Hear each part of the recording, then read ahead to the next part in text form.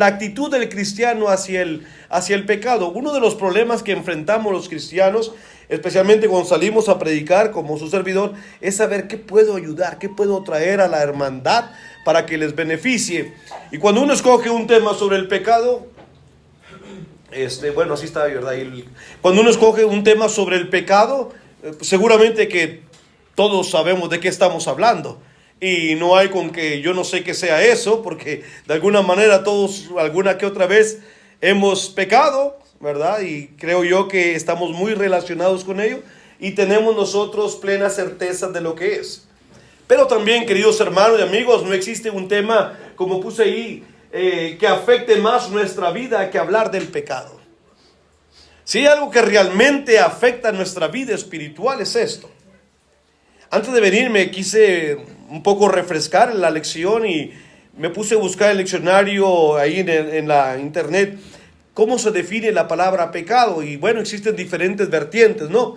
Para ver qué es el pecado. Hay desde definiciones muy triviales y otras muy tontas, esa es la verdad, hasta que encontré el pecado, definición bíblica. Bueno, yo estuve leyendo un poco, ¿verdad?, lo que decía ahí. Pero cuando nosotros hablamos del pecado, hermanos, tenemos que saber lo que la Escritura nos dice a cada uno de nosotros. El cristiano debe de saber cuál es su actitud ante el pecado. Si un día alguien le preguntara, ¿cómo defines la palabra pecado? ¿Qué diría usted? ¿Cuál sería su definición más correcta? ¿Cómo definiría esta palabra llamada pecado? Simple y sencillamente, la palabra original tiene la idea de errar en el blanco, es decir, cuando nosotros no damos donde deberíamos de haber dado. Pero una característica que siempre va a tener el pecado, hermanos, es lo siguiente. El pecado nace de un corazón que es rebelde a nuestro Dios. No importa qué tipo de pecado usted o yo cometamos, la rebeldía va a estar ahí en ese pecado. No importa cuál. Es decir, el corazón rebelde forma parte de lo que la Biblia define como pecado. Y ahorita le voy a dar 4 definiciones bíblicas de lo que es pecado. Y en las 4 usted va a poder comprobar, vamos a encontrar que existe la rebeldía. Por ejemplo, cuando nosotros leemos en la palabra de nuestro Dios la definición del pecado, dice la Escritura que esto es pecado. Primera de Juan, capítulo 3 y versículo 4. ¿Qué le parece si hacemos bien en abrir nuestra palabra, la palabra de Dios, y leer la Escritura? Allá en una de las cartas que el apóstol Juan escribió. El apóstol Juan escribió bajo inspiración 5 libros, el Evangelio, 3 cartas universales y el libro de Apocalipsis. En la primera de Juan dijimos en el capítulo 3, un versículo bastante conocido, y versículo 4 dice: todo aquel que comete pecado infringe también la ley, pues el pecado es infracción de la ley. ¿Quiere usted entender lo que es una infracción? ¿Entendemos lo que es una infracción? Cuando nosotros violentamos un reglamento, sea de tránsito, sea en una dependencia, sea en una escuela, sea en donde sea. Cuando se violenta, cuando se va más allá de los límites que se nos habían puesto, es una infracción. Dios en el Antiguo Testamento, mis queridos hermanos, Él dio a su pueblo, una vez que lo formó, dio muchos mandamientos con el fin de regular, de establecer normas para que el hombre, su pueblo, viviera de una manera totalmente distinta. La intención de Dios al formar a su pueblo fue que por medio de ellos el mundo entero le llegase a conocer. Por eso le dio una constitución divina, lo que es los 10 mandamientos. Y en esos mandamientos vienen órdenes expresas muy claras. Por ejemplo, ¿quién no va a entender? No matarás, no codiciarás, ¿verdad? Son mandamientos de parte de Dios. Cualquiera que matare, ¿qué es lo que está haciendo? Cometiendo una infracción a una ley, en este caso a la ley divina. Y ahí es donde quiero irme acomodando, porque mi lección tiene que ver cuál es la actitud del cristiano hacia el pecado. El mundo tiene, hermanos, un concepto muy distinto del pecado de lo que Dios tiene y de lo que nosotros tenemos que tener. Por eso en esta tarde mi lección está concentrado en cómo nosotros, la iglesia, el nuevo pueblo de Dios, conceptuamos el pecado. Habría que entender no solamente lo que es el pecado, las consecuencias que el pecado trae. Porque estamos hablando, hermanos, que estamos hablando del pecado dentro de un entorno divino. Y las consecuencias, por lo tanto, son eternas. Lo podemos ver en un microchip, lo podemos ver en un micromundo separado para entenderlo. El hogar. Los padres tenemos en el hogar leyes, disciplinas para nuestros hijos, especialmente cuando comienzan a crecer. Cuando un hijo quiebra alguno de los mandamientos, existen ¿qué? Consecuencias que nosotros pusimos. ¿Por qué nosotros? Porque somos los que nosotros regimos ese hogar. Dios nos dio ese derecho. Y la Biblia dice, hijos, obedecer a vuestros padres, porque esto es justo delante de Dios. Honra a tu padre y a tu madre, que es el primer mandamiento con promesa. Nosotros, Dios nos dio esa autoridad. Pero en el mundo del reino, Dios es la cabeza. Y Él es quien pone, hermanos, lo que va a llamar reglamento. Y cuando nosotros vamos más allá de lo escrito, cometemos una infracción de lo que Juan está diciendo. Todo aquel, no importa quién sea, puede ser un hombre, una mujer, una persona adulta, un joven, cualquier persona que comete pecado, infringe la ley. Un momento, hermano Basilio, ¿de qué ley estamos hablando? Pues de la ley de Dios. ¿Cometen pecado solamente entonces los cristianos? ¿Eso solamente es para los cristianos? Entonces el mundano no infringe la ley de Dios. ¿No dice el versículo, todo aquel que comete pecado?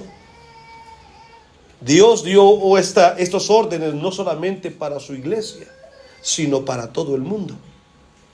No olvide eso. Los mandamientos de Dios no son expresos solamente para el cristiano. Los mandamientos de Dios rigen para todos.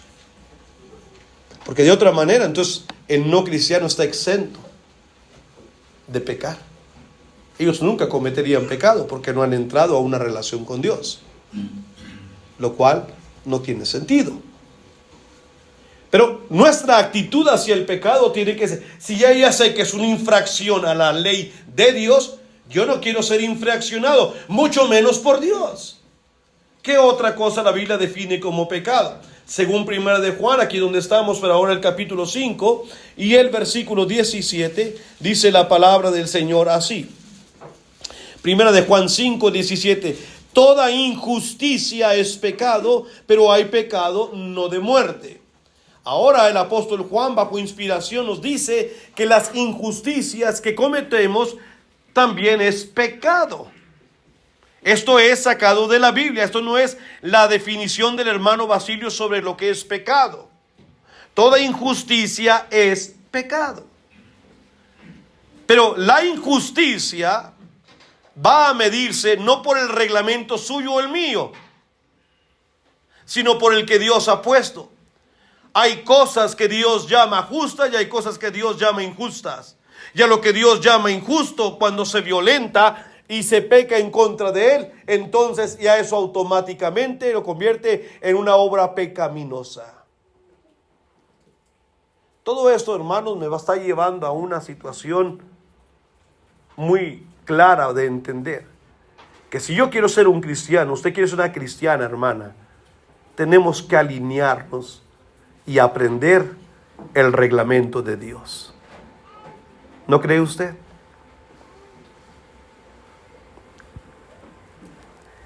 Romanos capítulo 14, versículo 23. Nuestras acciones, hermanos, aquí en la tierra Todas ellas son contables delante de Dios. Si nosotros hubiésemos quizá aprendido esta lección antes, quizá nos hubiésemos detenido de hacer muchas cosas que quizá hemos hecho en el pasado sin saber. El apóstol Pablo dice a los Corintios en la segunda carta, dice que es necesario que todos comparezcamos ante el tribunal de Cristo para que cada uno reciba lo que haya hecho mientras estaba en el cuerpo, sea bueno o sea malo. Cada uno estaremos delante de la presencia de Dios para recibir lo que hicimos mientras estuvimos en el cuerpo, sea bueno o sea malo. Mis acciones que realizo cada día son contables delante de Dios. No solamente mis acciones, mis palabras que digo son contables delante de Dios. Dice el Señor que nos pedirá cuenta de toda palabra ociosa que sale de la boca de nosotros. No solamente mis acciones y mis palabras, mis pensamientos son contables delante de Dios. Romanos capítulo 14 dijimos, y el versículo 23, pero el que duda sobre lo que come, dentro de un contexto diferente que Pablo tenía aquí sobre hermanos que tenían problemas con comer ciertas carnes o no, el que duda sobre lo que come es condenado porque no lo hace con fe, y todo lo que no proviene de fe es pecado. Me valgo de este principio para decir lo siguiente: en nuestro andar cristiano, hermanos, en nuestro caminar en este mundo, cuando la Biblia no tiene un mandamiento directo, cuando no existe un ejemplo aprobado, cuando no existe una inferencia donde yo pueda deducir si lo que voy a hacer, decir o a comer es pecado, y tengo duda sobre lo que voy a hacer, vale más que no lo haga. Porque según el texto que estamos leyendo, dice, hermanos, perdón, déjeme leer el 23 completo. Pero el que duda sobre lo que come es condenado, porque no lo hace con fe. Y todo lo que no proviene de fe es pecado. Así que más vale abstenernos, ¿verdad? Si yo no estoy seguro, no estoy convencido, porque no hay un ejemplo bíblico, un mandamiento, entonces más vale abstenerme. Porque si lo voy a hacer con dudas, eso va a provocar también, hermanos, que caiga en pecado. Y finalmente, algo más que la Biblia define como pecado, hermanos, Santiago capítulo 4 y versículo 17, y creo que de esta nadie nos escapamos. Bueno, de las otras tampoco, pero esta como que está más clarita. Decía uno cuando yo estaba creciendo, la tengo de pechito. O sea, de aquí no nos escapamos. Dice Santiago capítulo 4, 17, al que sabe hacer lo bueno y no lo hace, le es pecado.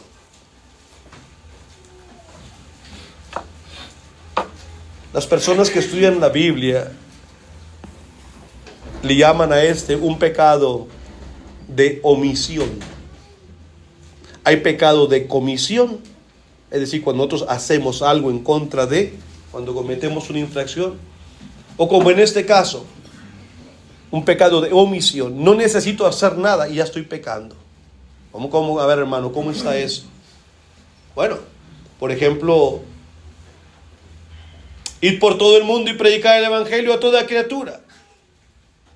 ¿Sabían ustedes eso, hermano? No, yo creo que sí. Esta es una congregación grande y tiene muchos años. ¿Sabía que el predicar es una obligación para todos, hombres y mujeres? Para todos.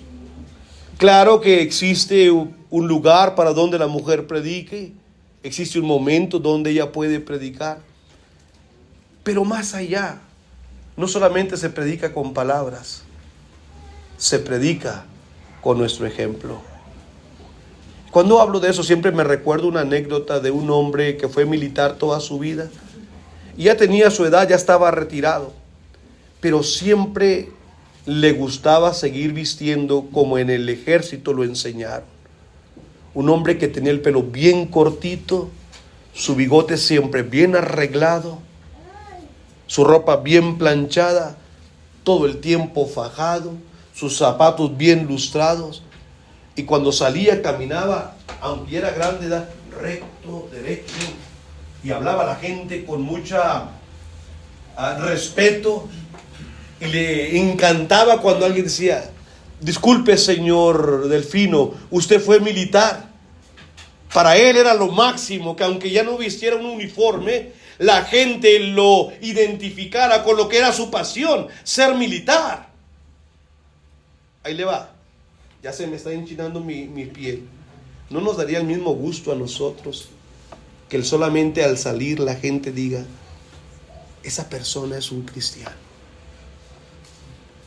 Mira cómo vive. ¿Te has fijado cómo es? Es una cristiana. A mí se me enchina mi piel, porque a veces eso no pasa conmigo. No sé con usted. Al que sabe hacer lo bueno y no lo hace, queridos hermanos, le es pecado. No se le olvide eso. Pecado de omisión. Así que surge la pregunta. Para los que no alcanzan a ver ya, yo se la leo. ¿Por qué pecamos? Y dígame, hermano, ¿por qué pecamos? Porque queremos saber a quién echarle la culpa todo el tiempo, ¿no? ¿Por qué peco? Bueno, deje que la Biblia nos ayude a entender esta importante situación. En Santiago, ya que estamos aquí, el capítulo 1, versículo 13, versículo 12, vamos a empezar el 12. Al versículo 15. Lea, y mientras lea, vaya meditando, hermanos, porque eso es lo que hace hermoso la palabra de Dios, la comprensión. Y lo va a hacer todavía más hermoso cuando lo pongamos en acción. ¿Sí? Dice: bienaventurado el varón que soporta la tentación, porque cuando haya resistido la prueba, recibirá la corona de vida que Dios ha prometido a los que le aman. Si hay algún visitante aquí o un hermano nuevo que diga: bueno, mira, aquí está hablando solamente del hombre, porque dice varón. El término varón en esta ocasión se usa de una manera genérica. Es decir, no está hablando, ¿cómo se dice? Físicamente, sí, hermanos, o estrictamente del hombre como el sexo masculino, sino varón en sentido general como persona. Y le voy a decir por qué dentro el mismo versículo 12 lo explica, su contexto, ahorita le explico. Bienaventurado el varón que soporta la tentación, porque cuando haya resistido la prueba, recibirá la corona de vida. Esto significaría que si está hablando únicamente del hombre, el hombre es el único que va a recibir la corona de vida. Y no, Dios ha prometido la salvación como recompensa para todos, hombres y mujeres. Por eso les digo que dentro del mismo contexto se entiende que no es únicamente al hombre masculino, sino que al hombre en general. Aquí lo que importa saber, más allá de esta pequeña explicación, es que nosotros, aquí Santiago presenta que nosotros somos probados y que si soportamos vamos a recibir una recompensa, porque Dios lo ha prometido a quienes los aman. Entonces ya tenemos que conectar lo que ocurre. Yo pude resistir esta prueba por una razón, porque amé a Dios. Y por haber amado a Dios, me abstuve de cometer la infracción a la cual Satanás me estaba invitando, de que mi corazón fuera un corazón rebelde. Pero porque amo más a Dios, entonces no le hice caso a Satanás. Ahí viene un segundo principio. Dije al principio que la rebeldía está implícita en el pecado. La falta de amor hacia Dios va dentro del pecado también. ¿Nunca se acuerda usted cuando era joven y a lo mejor le quiso llevar en las mañanitas un día a su mamá? Allá se acostumbraba mucho en Reynosa. Y le llevábamos, yo una vez le alcancé a llevar mañanitas con mis compañeros de prepa. Y recuerdo que mamá salió y nos dio gracias y todo, pero después a solas al día siguiente me dio una regañada, especialmente a mí. A mí no me ande trayendo mañanitas ni regalos. Pórtese bien todo el año, así me recompensa, ¿va? ¿Me entiende? Creo que Dios nos dirá lo mismo. ¿Vienes a cantarme? ¿Y tus acciones? Pórtate bien. Vive como un hijo de Dios para poder recibir lo que tú me das.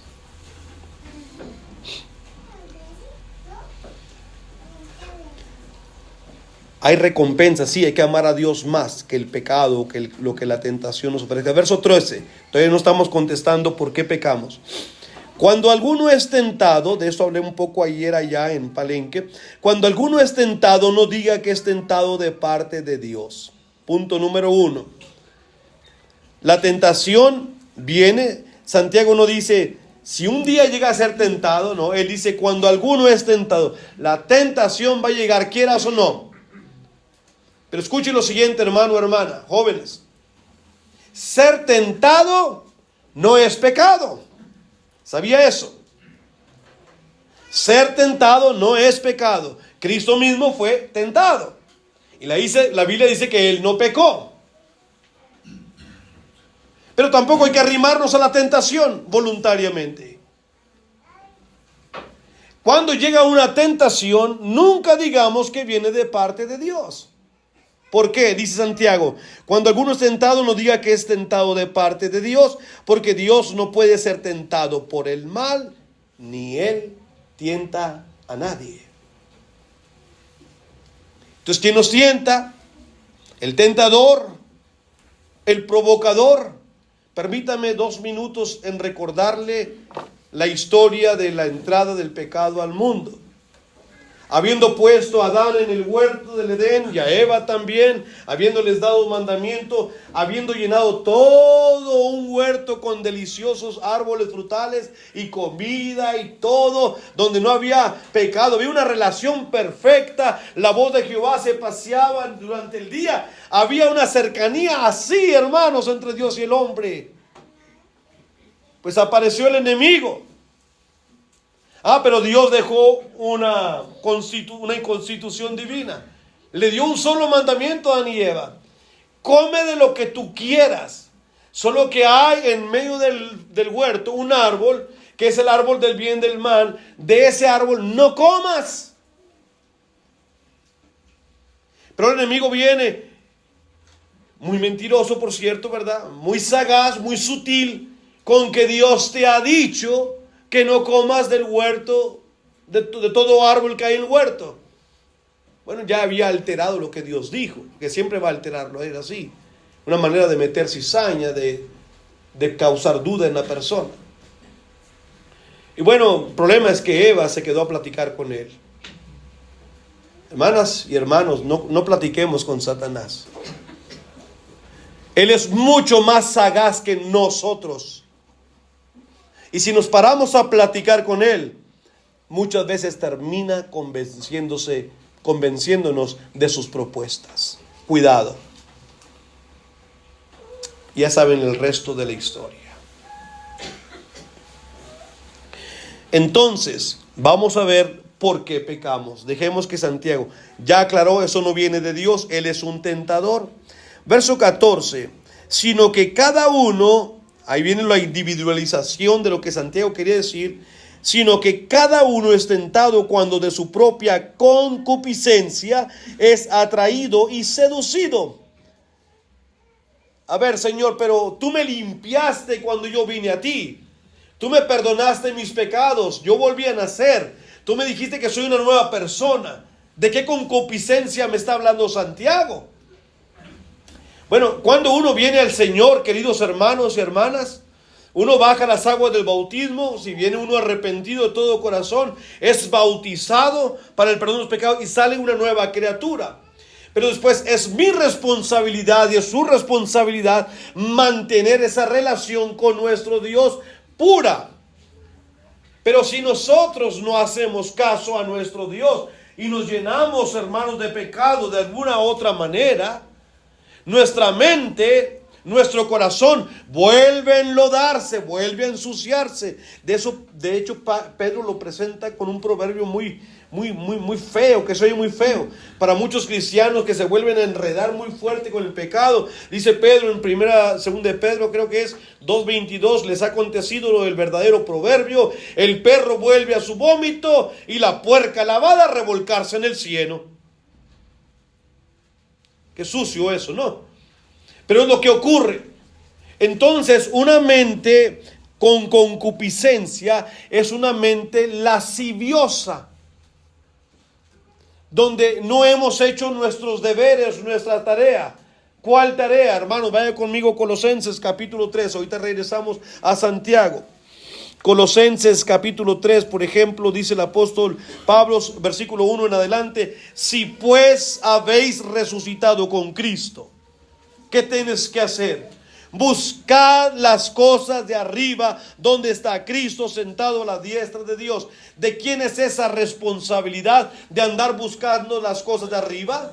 Mía. Si usted verdaderamente murió al mundo y resucitó para Cristo, tenemos que buscar como responsabilidad prioritaria buscar las cosas de arriba.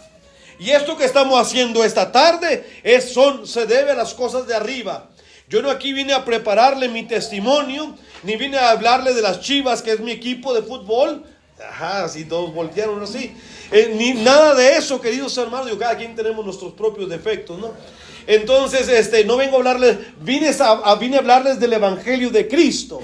Porque aquí se hablan de las cosas de arriba, las cosas espirituales, las que nos van a ayudar a quitarnos esto que se llama pecado. Recuerden nuestro tema: ¿cuál es la actitud del cristiano hacia el pecado? Tiene que ser una que rompe. Si tu ojo derecho te es ocasión de caer, sácalo. Si tu mano derecha te es ocasión de caer, córtala. Esa es la actitud que el cristiano tiene que tener hacia el pecado. No andemos vacilando, hermanos. A Dios no se le engaña. Para nada, absolutamente. Cuando un día piense que usted le puede ocultar algo a Dios, vaya al Salmo 139, no ahorita en su casa, y léalo todo. David se queda pasmado de la sabiduría de Dios. Dice: Señor, todavía mi palabra no está en la boca y tú ya la sabes. ¿Qué le parece eso? Uno se asombra con lo que los teléfonos inteligentes pueden hacer. Esto no es nada para lo que Dios hace, hermano. ¿Alguna idea de alguien rapidito? Un muchacho, un hombre o joven. ¿Cuántos millones de gente vemos en el mundo? ¿Alguna idea? Sin googlear. ¿Nadie? Más o menos. Hablamos de 200 millones. Bueno, ponga el número tan gigantesco que usted quiera.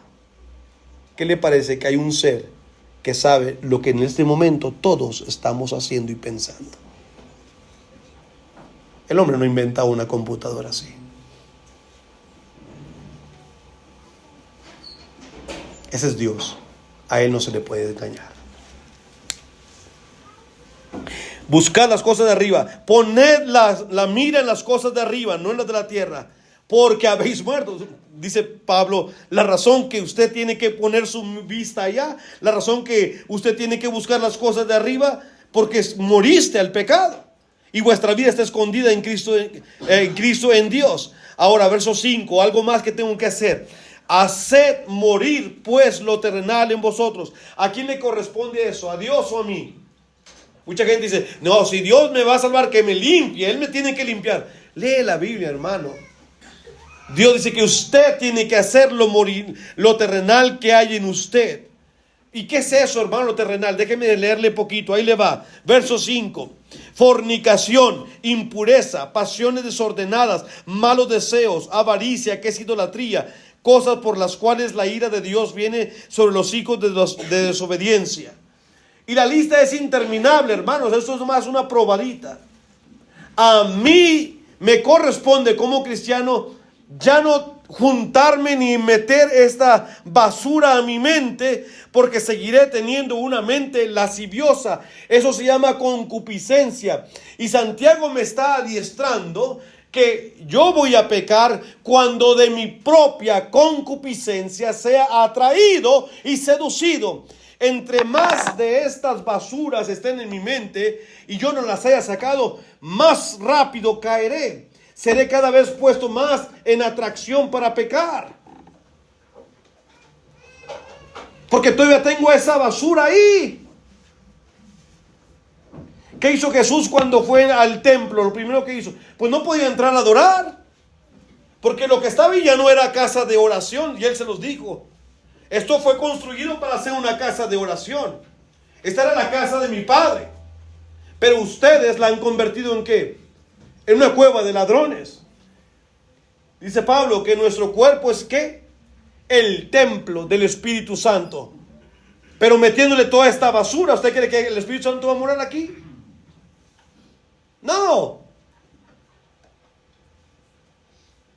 Haz morir lo terrenal que hay en ti. Ya deja de estar mirando hacia abajo. Pon tu mira en las cosas de arriba. ¿O no moriste con Cristo?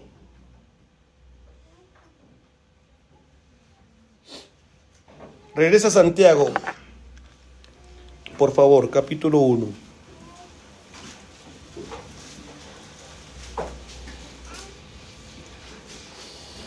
Estamos en el versículo 15. Entonces la concupiscencia, la mala manera de pensar, entonces la concupiscencia, después que ha concebido, es decir, ya se había gestado, ahí estaba, no la saqué, no barrí, no sacudí. Entonces se gestó finalmente, después de que ha concebido, da a luz el pecado, y el pecado siendo consumado, da a luz la muerte. ¿Por qué pecamos?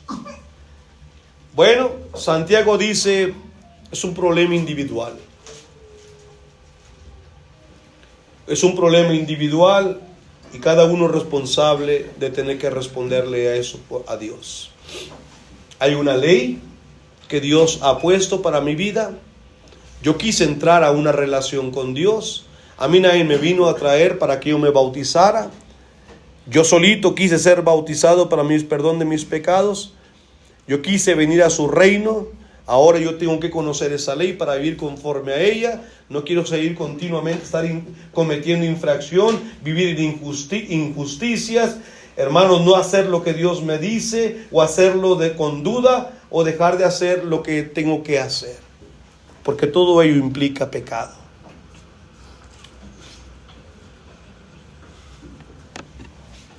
Avancemos, me queda un poquito de tiempo, permítame. Nuestra responsabilidad al pecar. Gálatas capítulo 6 y versículo 5.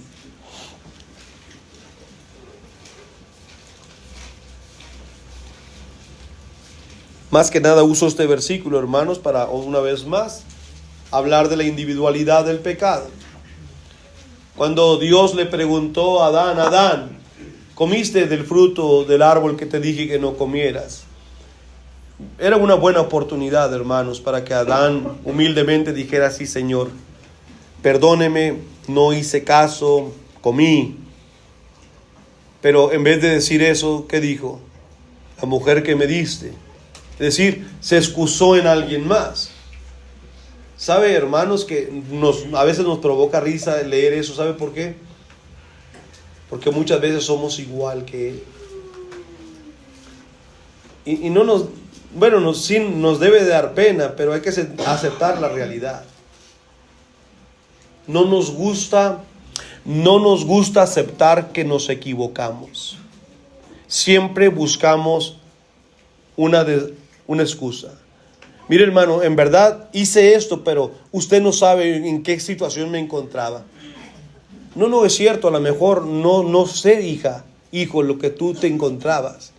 Yo no me estoy diciendo que lo que usted hizo fue pecado.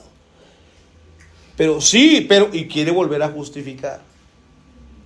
Cuando nosotros queremos justificar nuestro pecado, no vamos a encontrar en Dios perdón. ¿Sabía eso? ¿Por qué?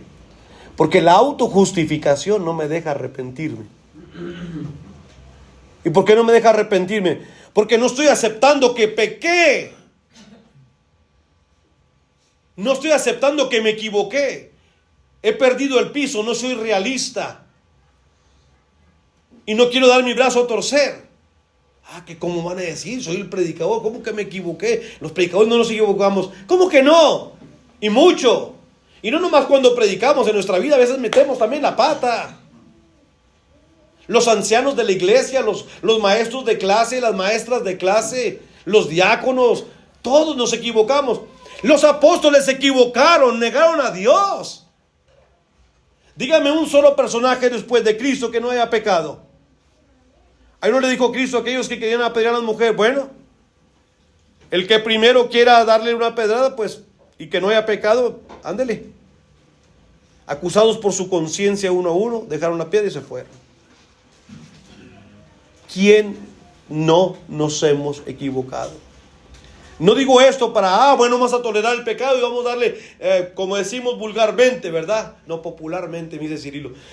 Vamos a darle, como decimos popularmente, rienda suelta al pecado. No, es que es la realidad.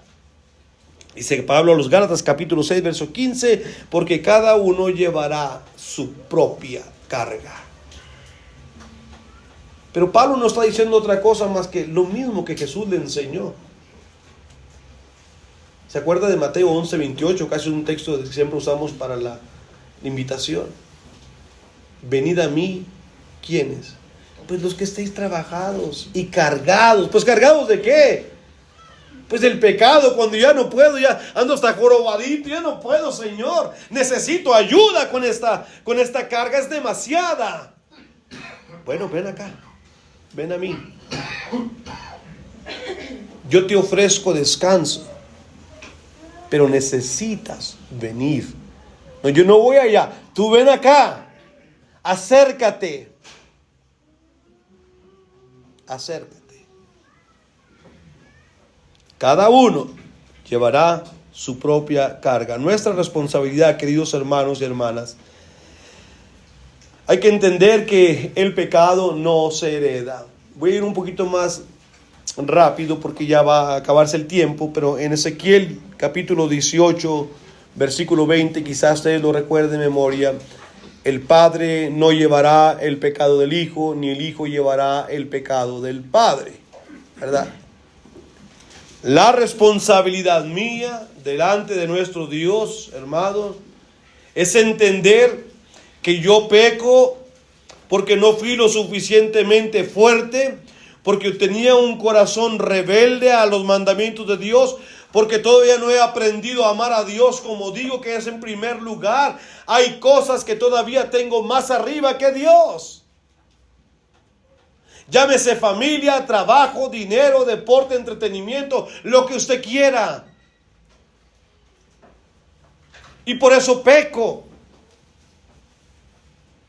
Pero no tengo que decir, bueno, hermano, es que mire, en mi familia todos somos así, somos muy vulnerables a esto. Somos muy enojones. Yo por eso me enojo mucho, porque mi abuelo era bien enojón y yo soy bien enojón también. Y no me haga enojar porque me voy a enojar más. Y empezamos a poner cara de bulldog, como que, no, pues sí, no, sí se ve que está enojado, hermano. ¿Verdad? Pues sí, hermano. Entonces no importa que mi abuelo haya sido enojón, no se me debe de pegar el enojón de mi abuelo. ¿Por qué no se me pegó la paciencia de mi abuela? No, esa ni le damos, pobre abuela, aguantaba vara y no decía nada. Pero eso no nos fijamos, nomás en el enojón de los abuelos. No, hermano, el pecado no se hereda, cada uno lleva su propia vida. El pecado tiene, hermanos, una consecuencia muy triste. Así como lo vimos en el huerto de Adán con Adán y Eva, no fue rapidito, pero ustedes saben la historia, confío en que saben esa historia. Esa unión que había a la perfección, donde no había pecado, hermanos. Lo único que me satisface, hermanos, lo que me da esperanza es que esa relación que se perdió por causa del sucio pecado que el hombre cometió, hermanos, va a restablecerse un día en su totalidad. Pues Cristo vino y ya realizó una obra, hermanos. Una obra donde le costó su vida, le costó su sangre, pero fue una muerte, hermanos, expiatoria. ¿Entiende eso? Una muerte expiatoria es que Él pagó un precio que yo no pude pagar por mis propios pecados. Por eso, si yo quiero obtener el beneficio de la sangre de Cristo derramada en la cruz, necesito venir a Él, pedirle perdón, buscarlo como mi Salvador, obedecer sus mandamientos y dejar de pecar. Decirle no al pecado. ¿Lo lograremos en lo absoluto? No. Pero Juan dice: hijitos míos, esto os escribo para que no pequéis. Mas si alguno hubiere pecado, abogado tenemos, a Jesucristo el justo. Yo sé que todavía nos vamos a equivocar, hermanos, pero estoy luchando todos los días para no pecar, porque he entendido lo que es pecado. Y esta tarde usted también lo ha visto. Y yo sé que ya lo sabía, pero he venido a recordárselo. No se le vaya a olvidar lo que es pecado. Ya sonó la campanita. Ya me voy a callar. Isaías 59, versículo 2 dice: vuestros pecados han hecho una división. Nada, dijo Pablo, no me puede separar ni el hambre, ni el frío, ni la desnudez, ni la persecución. Nada me separará del amor de Cristo. Pero el pecado sí. El pecado nos separa del amor de Cristo. Llévese esas notas de perdido. El niño nace sin pecado. Aquí habla de unos niños, nacemos sin pecado. Mateo 18 dice Jesucristo que hay que dejar a los niños, venid a mí, no solo sin piedad, porque de ellos es el reino de los cielos. Si un niño muere en la etapa inocente de su infancia, él tiene las puertas abiertas un día que venga el juicio para con Dios. Él no va a sufrir. El juicio para él será solamente un momento de espera para que el Señor le dé la entrada al cielo. Nosotros que hemos pecado tendremos problemas, pero él no. Por eso cuando usted lee en la Biblia de aquellos matazones donde mataban también, como cuando destruyó a Amalek, que destruyó los niños a unos de pecho, sí, la situación se mira horrenda, pero realmente Dios le hizo un favor a esos niños de Amalek. ¿Qué tal si hubieran crecido ahí en el ambiente de sus padres? Iban a ser peor que su padre. Entonces el Señor se llevó a esos niños, infantes, almas para el Señor que tiene reservadas para el día del juicio. Se ve mal. ¿Cómo es que Dios va a matar infantes? Le está haciendo un bien. Y cuando hoy en día no entendemos cómo la pandemia se lleva y mucha gente acusa a Dios, no saben lo que están diciendo. Sus almas son para el Señor. Dejen venir. Si usted ha perdido un niño, ¿verdad? Una niña, pues lo sentimos mucho, siempre es doloroso. Pero él no va a tener un problema para enfrentar el juicio.